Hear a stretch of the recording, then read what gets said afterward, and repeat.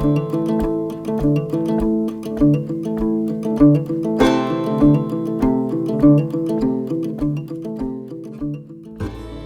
took my sourdough starter out of the refrigerator for my weekly feeding.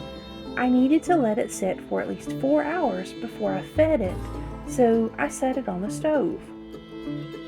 I had meant to put it on my new stairway sourdough shelf. However, I got busy making goat treats with part of my sourdough starter.